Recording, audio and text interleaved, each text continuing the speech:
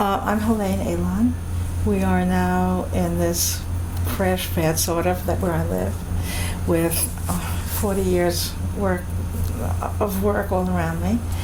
And we're talking about something that happened in 1983, the Seneca Army Depot.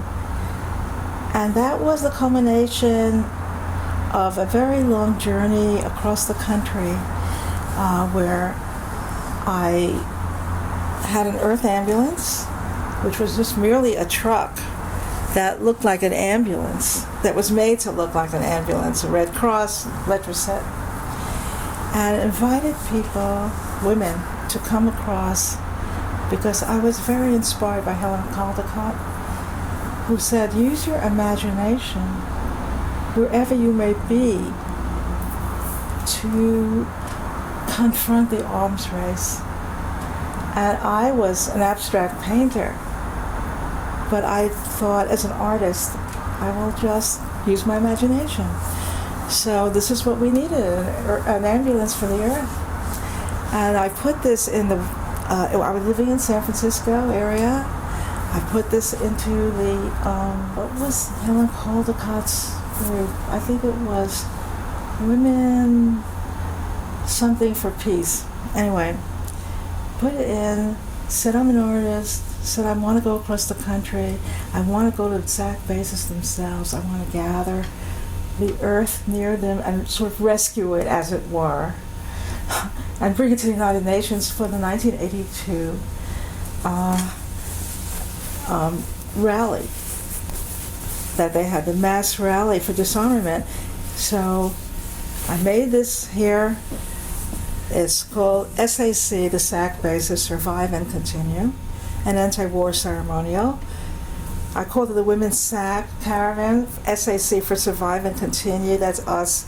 And this kind of scary letters, SAC, Strategic Air Command, that's the difference. A destination, June 12th, the United Nations Disarmament Rally. The baggage is just the sacks of earth gathered from 12 SAC weapon sites. And what we did was, whenever we wore them like this, like prayer shawls, actually, in a way. And everybody, so that however we were dressed, whether we were in jeans or silk or whatever, we all sort of looked alike, and no difference. And this actually is now in the Museum of Modern Art in their collection of political art documentation, but that's a long way later. Anyway, so that's the Earth Ambulance. Since then, I have done around, 9 Earth Ambulances for different reasons and different times and so on. But this is the original one, and there is a kind of an Earth Ambulance that speaks of the 82, 92 ambulance, and O2, it's O2. It's in the Hudson Valley Center for Contemporary Art, and it's permanent. And the pillowcases that the women rescue the earth in are hanging all around that ambulance permanently there. So if anybody wants to see that and meditate, the inside of the ambulance is like a meditation room. So that's that. Okay, this is the itinerary here. You know, the day, May, and then going, till June 12th. That was the original plan before Seneca, and it was against the SAC basis. There's the ambulance. Here are all the pillowcases on the army stretchers, which I'll show you. That's part of the army stretchers when they got dismantled afterwards and kind of made into peaceful objects, art objects, so they can't be used in an army. Here they are. Here they are at the UN. So I had written, like I said, that little blurb in the Women's Party, Helène Caldicott's organization, the Women's Party for something like that. Anyway, there were some who answered. A Native American woman answered and said she would go the whole way. Some people, some women, they were women, said they just wanted to have a nice trip, and they said, we'll go up to Albuquerque or something. And would go part way, and some wanted to go the whole way. And that's how it happened. There was a student of mine, because I was teaching at San Francisco State at the time. She came, and she knew about it. Oh, that's not so clear. Right? That's not too clear. I should give you a different one. Right? Yeah. Let's try this. Let's see. Okay? Okay. This is 92. This is after we went to all of these bases, and it's 10 years later. And I get a call from the artwork because I am an artist, but it was the activism that was most important at that time. And I hadn't packaged it into art.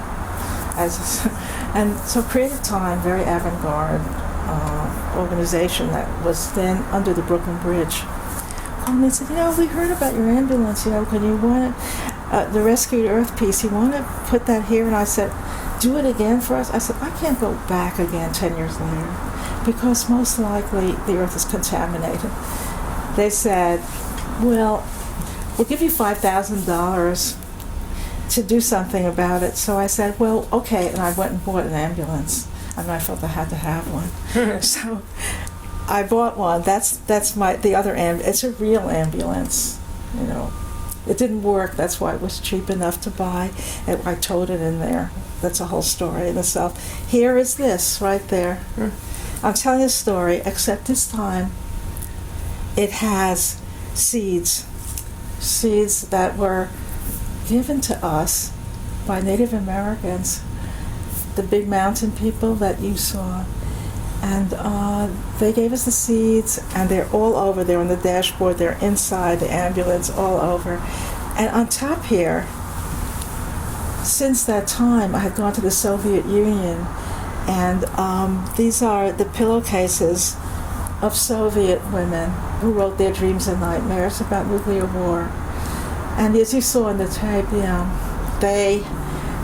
we just started to laugh. I mean, it was grandmothers mostly, and mothers, and we were showing each other the pictures of our babies and grandchildren, and saying, is this a communist baby? Is this a capitalist baby? We were hysterical. We didn't know what to do. It was that kind of moment, and they wrote their pillowcases, their messages, and that was hung up 10 years later. Why in 1992? Because that was the end of the Cold War. It was a celebration. Susan Griffin came and Grace Paley to celebrate and read because of that day. And they were very conscious of the Pillowcase Project and all that.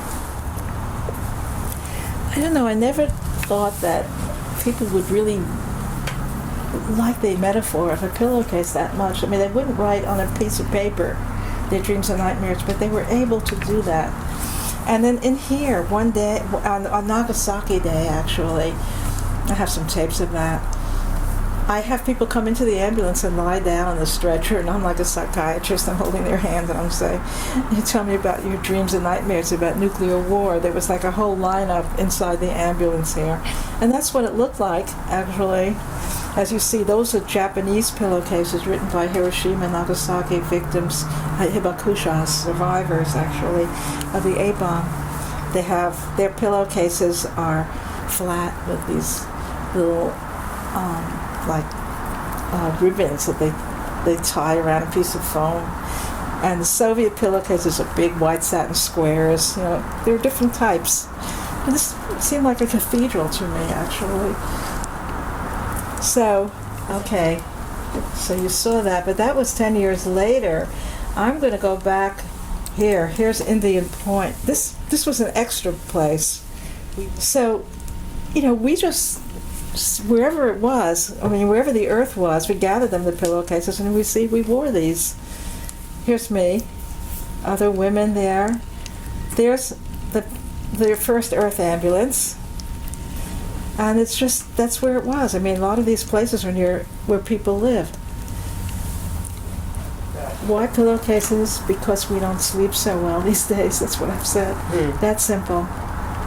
And everybody in the whole world, whether they have pillowcases like the Japanese who, tied with strings, or whether they have pillowcases like the Soviet Union, much bigger than ours, we all sleep on pillowcases. Most people do. So it's the commonality. It's like reaching to the bottommost of people rather than this political jargon and all that, this cliches that we're, and seeing the enemy that at that time was the Soviet Union. It was so absurd, and then so coming down to the basics, just, hey, we all sleep on pillowcases. We all don't sleep so well. Why can't we sleep better? It's that simple. So I was very happy when I didn't know that Seneca was going to happen at the very beginning. I just thought it would end at the United Nations. And then what happened was when I started getting involved with the Seneca thing, I felt, yes, that's a direct link to Greenham Common, and where they deployed them, trying to think of the name of that missile. Cruise and the cruise missile. Cruise missile. Right? Yes. So it just made sense. And then, of course, I got in touch with the Greenham Common women who came, and then we made a whole... I'll show you the day at Seneca where we got together and we made this whole thing on November 9th, 1983. But I'd been in Seneca from the start, and just gathering the pillowcases from people right there. Let's see. What should I show you? Yes, it's amazing that we just had so much nerve, all these women, just to go right to the United Nations, and then I just brought lots of this clothesline. Those are my tools, clothesline, and of course clothespins, very important. And we went to the United Nations, and I'll show you the photograph of just hanging them on the trees. That's all. We did not get stopped, not really. We got stopped at other places, which you saw. But we were able to do that. And here, we just started to do that. They didn't say anything. I guess they thought it was benign, but wait till you see what the townspeople, when they saw this, did. Well, they were very hysterical, and there were some really nasty remarks. Oh, you're bringing... I blocked it, but maybe I'll try to remember. There was some really... I think I have one that's a photograph of one, but they were pretty nasty remarks. Obscene. Very obscene, sexist, and everything. I want to show you that. They were very angry, if you remember. They called me Kami. Go home and climb the Berlin Wall, Kami. Congratulations. So, you got their attention. There was there. Oh, there's more of those. I have to show you some of those. Here are these other nice young boys probably who have these jobs, and they're sort of blank. And I was amazed that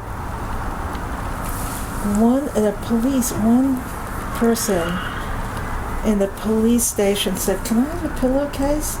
And I think I said, "No, you have to." I said, "No, the women will have to make you one, special new one, just for you." They did, and he took it. So somewhere in that blankness, somebody was moved or something. And I'll never know whether they quit or what happened. Oh, here's the United Nations, the second year. Oh, this is not the first year. The first year was 1982. I did it like an artist, very neatly across the trees, one long line between First and Second Avenue. But the second year, I got so many pillowcases that I just went all over the place. And here they are. You see all the messages on them.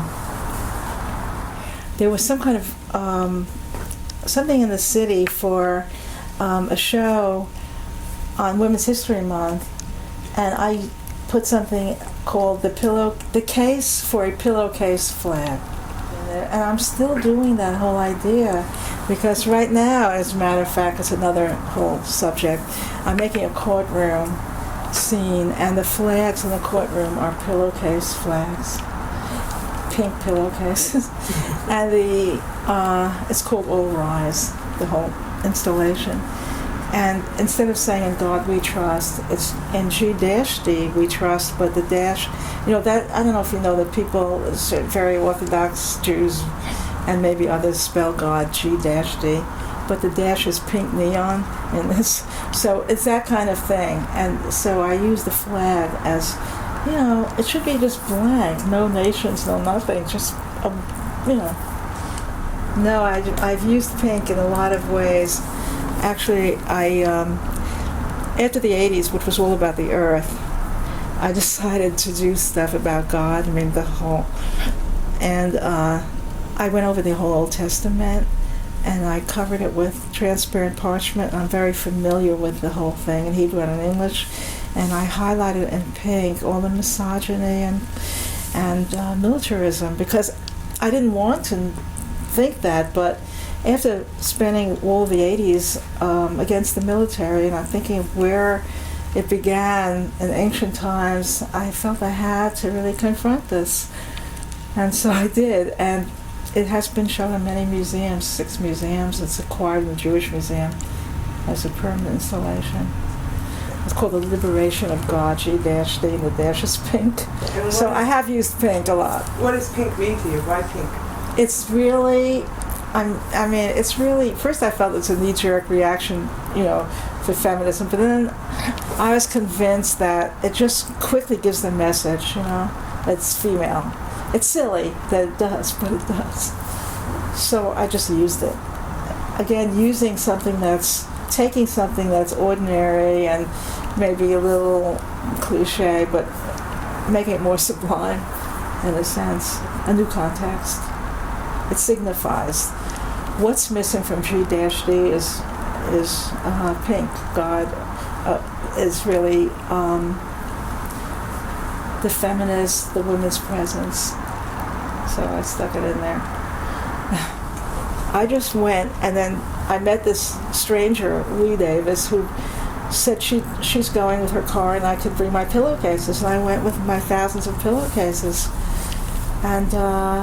And then asked others to write on pillowcases there, and the women just liked to do that. They just went right to it, no question.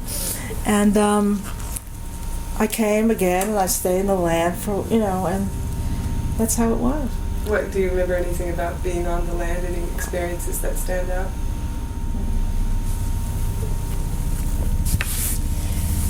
Well, meeting the people, and then just on August 1st, the thousands. Were you there on August 1st? Oh, remember how dense it was, how amazing it was, and how we were sort of like 5 or 6 in a row, walking, linked to arm, and singing. It was just amazing. Yes, it was electrifying. It was so vibrant. You could almost, it was palpable. You could just feel it. And then, of course, the sleeping under the stars. All of this. It was real and magnificent. Had that been something you'd done before?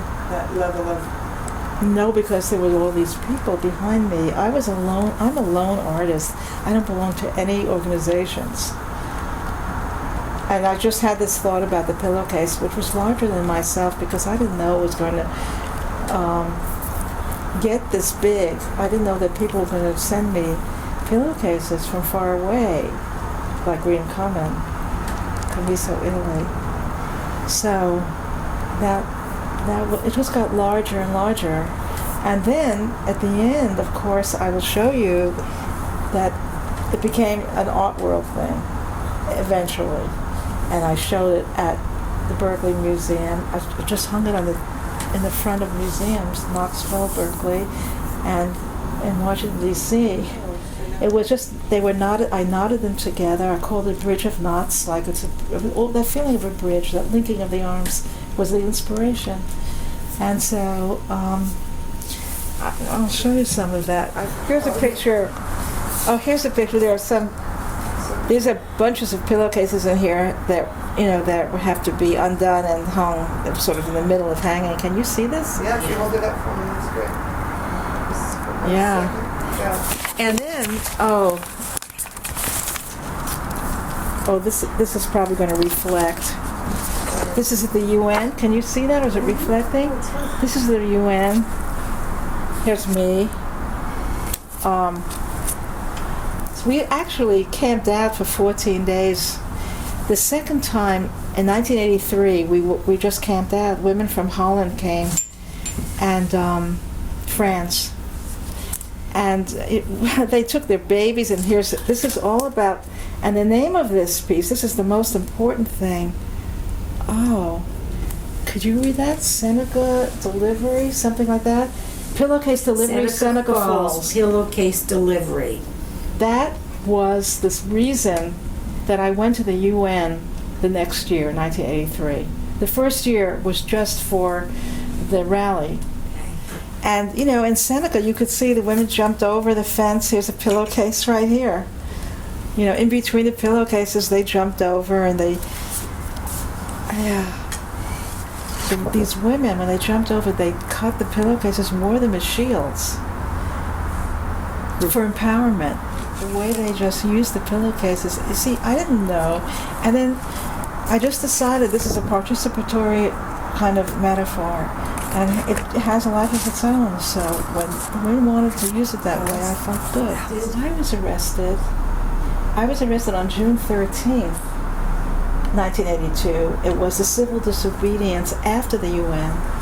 And what I did was I sat in front with other women, sat in front of the Soviet embassy, and we wrote to our Soviet mothers, where are you? To our Soviet lovers, to our Soviet sisters, you know, on pillowcases.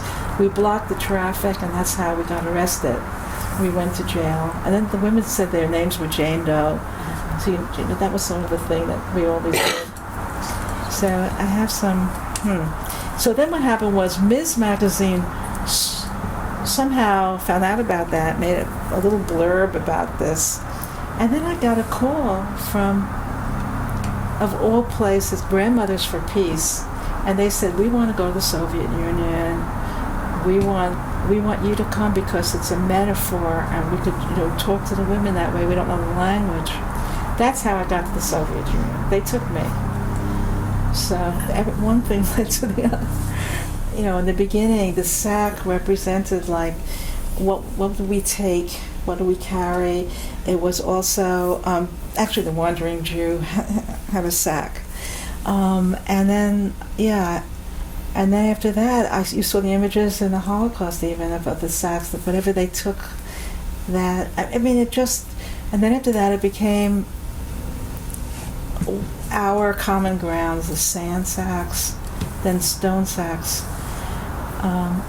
then the earth sacks, and later the seed sacks, which were in Japan, on the waters of Japan en route to the Hiroshima and Nagasaki. So it's the sack. SAC, survive and continue. Mm-hmm. And two against the world kind of thing, you know, that somehow. Well, first of all, as an artist, I could choreograph what I would like to choreograph, you know, so I could choose that somehow. But really, I felt that the women were involved with the nuclear, I was part of the nuclear freeze, and I felt that the women were very much involved with the nuclear issue, more than other, it was all over. I was living in Berkeley, which is a whole women's city practically, as you may know. So that's how it was. So I just felt it should be women who do this. I mean, I couldn't imagine, even when I went to Israel worked with women from uniting women from warring countries. So in 1981, this is before the whole 82 thing, I worked with women, Arabic and Jewish women, talked them into gathering stones right there, you know. Actually it was amazing. There was something called the Kenes, which was a feminist conference, the first feminist conference in Israel.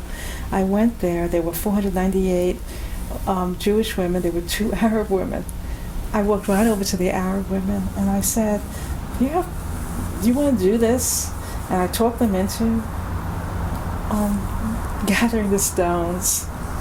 You know, I mean, I could not imagine as an artist going over to men and asking them to do this. I had to choreograph it with women. And they brought their friends, other students, and so on. And we did it. We did not know then how horrible the situation would become. It was like, hey, we didn't talk politics hardly. It was like, let's clean it up. The Intifada, those teenage boys were just starting to throw stones, and like women always clean up after them. And said, let's just pick up the stones, symbolically. Women can do this. It was like a utopian idea. Oh, women will, sure, we'll just do that. And also, they wanted to see themselves on video. There was no video there, so I sort of lured them into it. And I said, well, see, we're going to try to take some video. So they liked that idea, and that I was having a show in the Haifa Museum that night, and I said, we're going to just show it raw in the museum. Well, they invited all their relatives, and the museum was filled with Arabs and Jews in Haifa that day. We went out then. I have this written up in Herstory magazine. I can give you that to show you that. We went out for Turkish coffee after that. We didn't talk politics, and I don't know, it was so easy. So I can't imagine having that kind of experience with men, although there may have been some men who would have done it. I don't know. I didn't try. Men have enough occasions to do things, right? Yeah, well then of course the next step was to think of the Hiroshima and Nagasaki. I mean, we were so afraid of nuclear war. That was the whole reason for Seneca. It was the whole reason for Helen Caldicott's talking. But actually, there was a nuclear war. There was the dropping of the bombs on Hiroshima and Nagasaki. We forget. So that's why I went to the Hibakushas on 1985 on the 40th anniversary of Hiroshima and Nagasaki, and to get the pillowcases of the survivors, the hibakushas, and let them write their last messages in their own language in their own homes. And then I had the students, the young students, take sacks and float them on the waters of Hiroshima en route, called current, 2 sacks en route. They floated them down the rivers en route to Hiroshima and Nagasaki, sacks of seed. They all put in resuscitative ingredients like a grain of rice, a bamboo shoot, whatever, something, and that like a resuscitative thing that to sort of show that the world could start again, as it were, 'cause and they liked that metaphor. So I did that. And then 10 years later, everything happens 10 years later. 10 years later, packaged into the art world, I showed it in Times Square as a meditation, as a 2-minute meditation. It was, in between a Playboy ad or who knows what, in between what Gap, maybe it was Gap, same thing. So there it was, everybody's rushing around, and then it was very slow motion. I asked, 1 seed, 1 pod, 1 grain of rice, what would you take? What would you carry in your sack? And so that's where it went, basically, there. And I want to show that whole work. It's very extensive. It's a very big thing, and I really want to show that somewhere. I haven't yet done that. Yeah, well, like this lead person who drove me there and found me 23 years later. I mean, that was it. She drove me. We bought the pillowcases and everything that first time, the very first time in Seneca. And then 23 years later, she saw me on something of me on the internet, and she said, "That's that person." She called me, and it was like instant love and friendship and devotion, the kind of thing that you just don't have with anybody unless you've worked with them, even if it's one day, even that one trip there. There's something about that, and you can't put your finger on what that is, but there's a bond that's eternal. And so now that's, she's the one who she came with me to Washington, D.C. to show the pillowcases and the American University Museum. She came with me there, so it was like a full thing together, this was so many years later. She's very active. She knows so much. Amazing. She's a real activist, much more than me. I mean, I'm so metaphoric. She is. I'm so metaphoric, but she's like the real thing. And but it's okay. Like, we all come from different parts. I mean, we are who we are. Cool. And then she encouraged me. She said, "You got to make another ambulance," and she'll go with me. She wanted to go through the streets of Newark, that kind of real grassrooty person. So we made the ambulance again. She found somebody with a white van in her group there, and I have photographs of that too. And we went through the streets of Newark. It was a big rally. It was 80% black. It was about, using all the funds, getting out of Iraq to use the funds for the environment. So she wanted the ambulance there to cause attention to that. And that's the kind of person she is. So there were all kinds of women there. There were philosophers like Barbara Deming and Grace Paley also, and every sort. I'm not grassrooty, so it was a new experience for me. Well, I think that time when the police guy wanted a pillowcase, I just couldn't believe it. I couldn't believe he actually came over to me and asked me for a pillowcase, like he wanted it. And that was something, I felt, okay, all this effort was worth it for that one moment. That we can't change people who we'd never believe we could change. I'm sure a lot of them, as you know, the townies laughed at this and, mocked it and were hysterical about it. But there was this one person. Same thing when I went to Lebanon in 1981, after the stone carrying in Israel with Arab and Jewish women, and then we went to the border of Lebanon, and there were these soldiers there, and there were some who I could tell felt something, So that's how I relate to the male population, basically. I mean, women can teach them. Okay? They tried to teach us a lot. Now it's time for them to sit back and we can teach them. Can I ask you, what makes art political? A political artist makes it political, I guess. It comes through. Or feminist artist makes it feminist, pretty much. But some are more successful than others as art. I mean, there are these... it should not look like propaganda. It should have a metaphor. For me, it has a metaphor that touches deeply. And subtly. It's a subtle thing. It's subtle energy.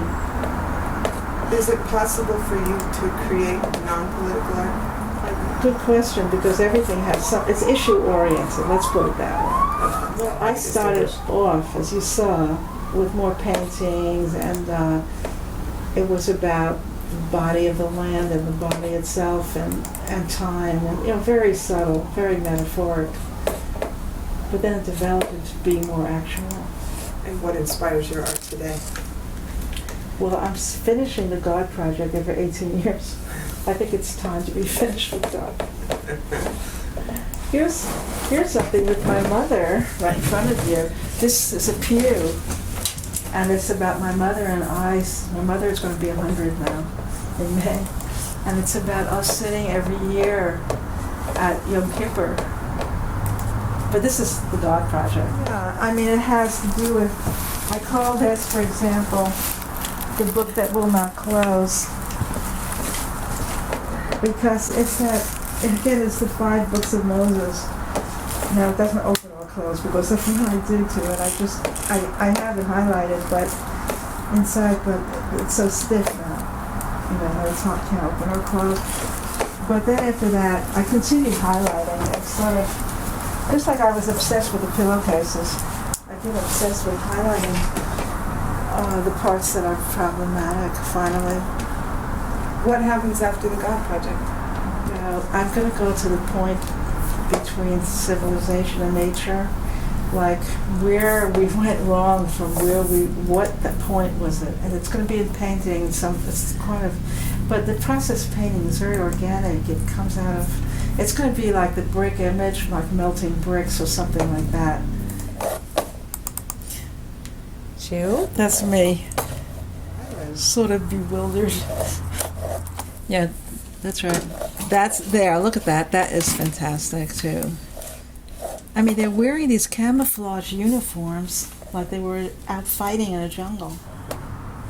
There's Dr. Spock. Dr. Spock. Yeah. Oh yeah, do that one. The Days of Rescued Earth. This is the artwork, and what it has, if we can make that larger, I have Seneca on this. It's behind my bed. You can look at it. That's Seneca. That's Seneca. Yeah. This is the pillowcase fabric. It alludes to pillowcases. It's also like a landscape of pillowcases. There's this one. It starts here. These are the women who, at the Pacific Ocean, started with their sacks. And what I did was I have like images of pillowcases like superimposed. It's a double projection of pillowcases on an actual photograph. Yeah. So let's see the next one. So that started there, and then here is rescuing the earth and into a pillowcases, putting the earth inside it. It's just this image. And the next one, that I think is the Seneca house. They were hanging in front of the house as well. There. Do you remember the houses Yes. over here? Yeah. And then it's right in front and around the trees. The idea, in a way, of the pillowcases in public spaces was, let's not put our wash in the backyard. Let's just put it in front of the UN. That kind of idea. That's the fence.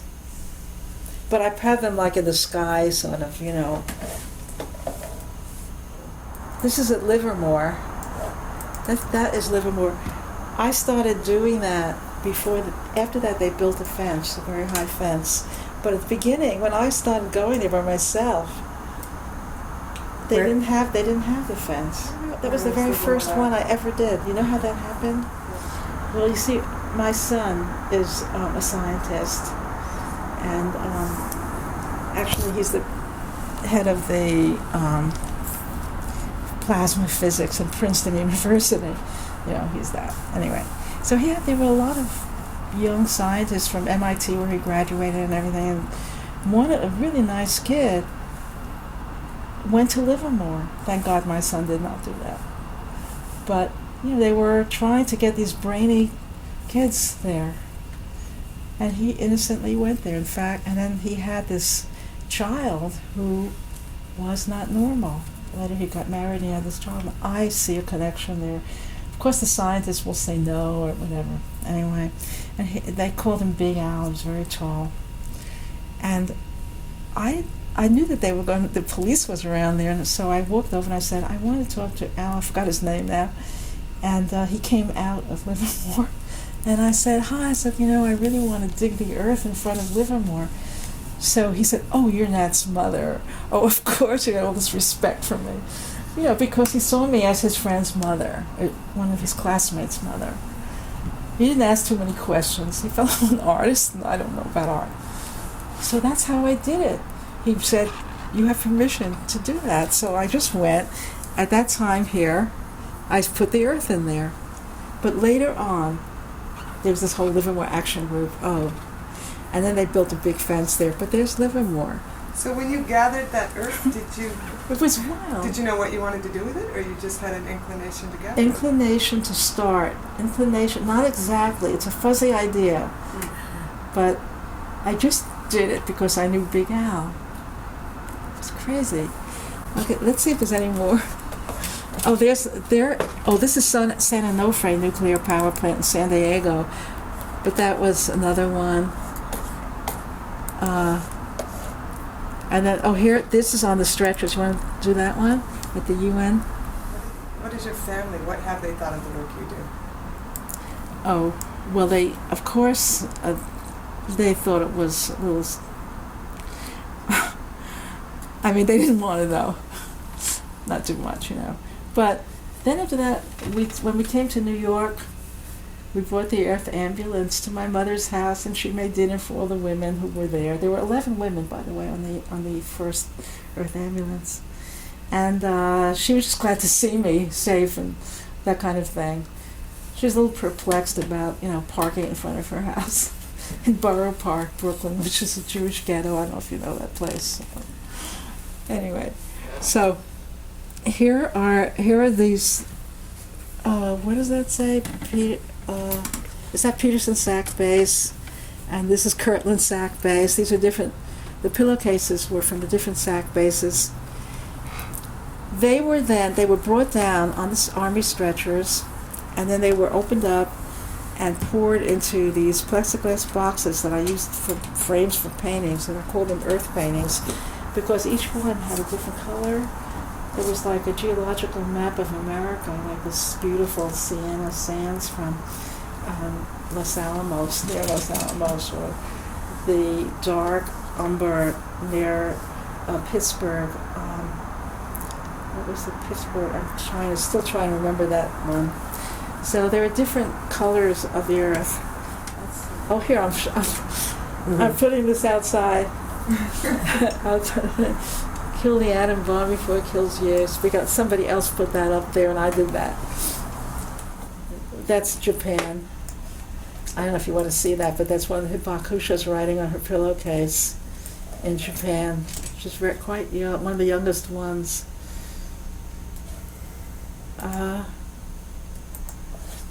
And this is a different Earth ambulance that you can see it's a different shape. It was part of the art world kind of thing, so I drove it down in Fort Mason of San Francisco, actually along the cloth. That's okay. Let's see. Here's hanging up the Russian pillowcases.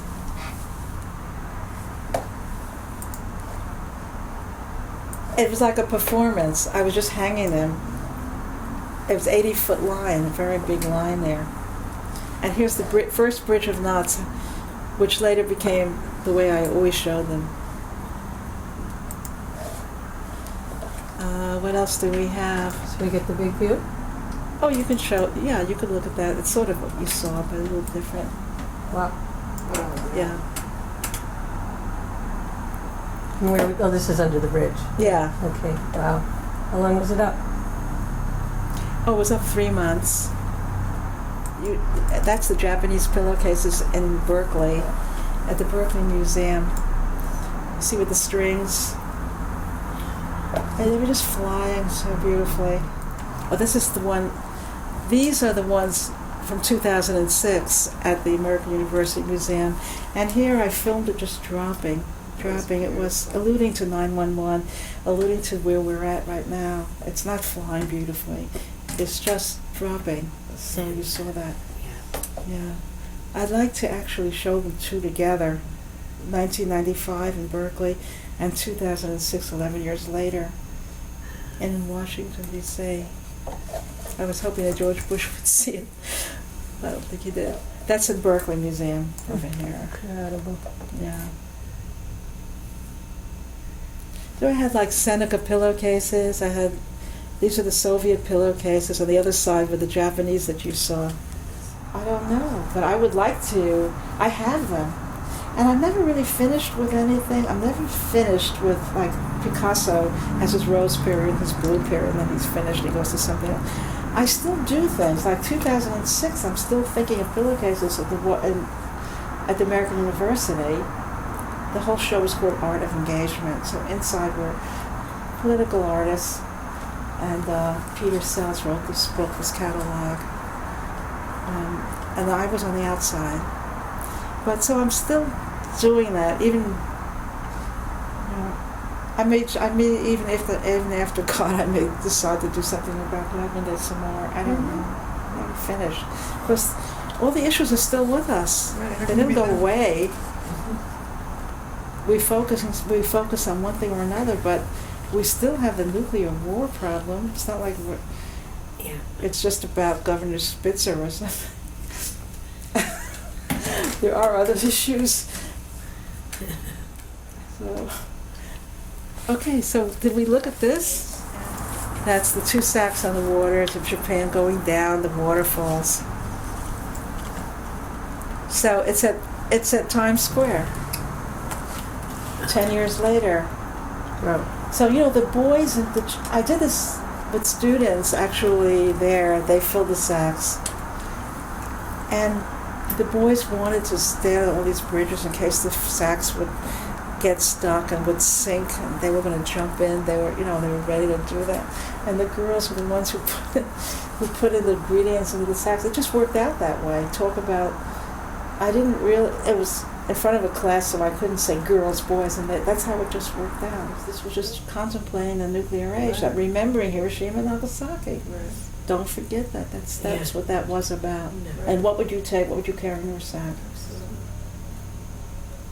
But it would be a great thing on Times Square, because that's like the center of the world or something. Okay.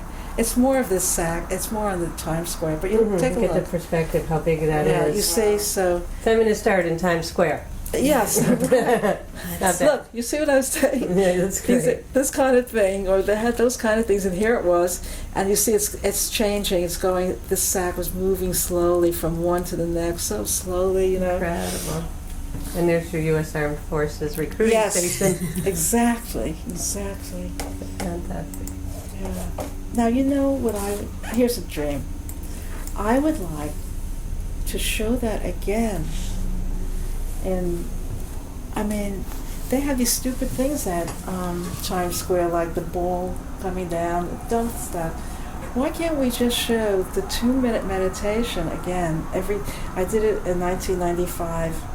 Maybe that was the 50th anniversary. Maybe on the 60th would be 2005 is over, 70th or 75th, that would be good, if I live that long.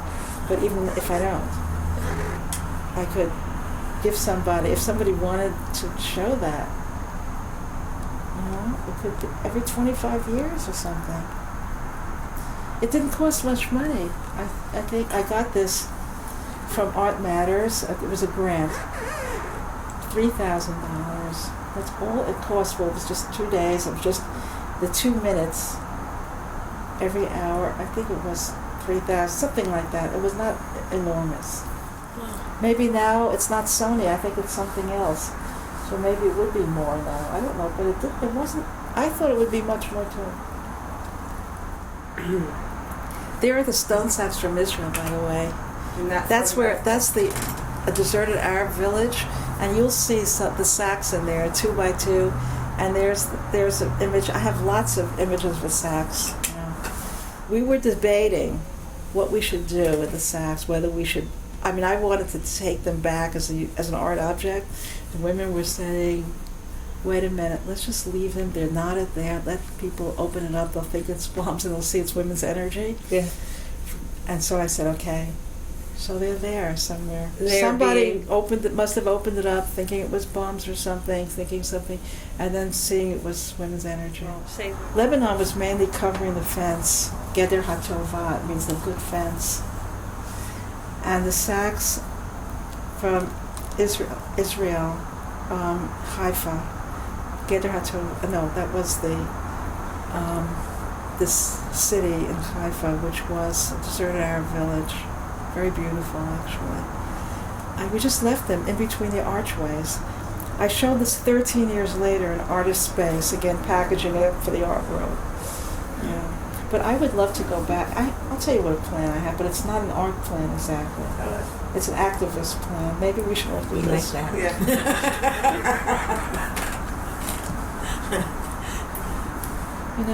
I really think that we could do something to not only bring peace and joy, actually, to the Mideast. This is a utopian idea. It's not all over, it's just at the checkpoints. Just to start at the checkpoints, which is a big hardship for Palestinians, but it's also always equated that terrorism is bad, but as evil, but look at the checkpoints, and I hate that because it's different, but it's sort of necessary. But this is what I think. There should be free food. This is for Oprah, for the World Bank, for the United Nations, for something larger than anything. There are 600 checkpoints. I think that there should be free food there.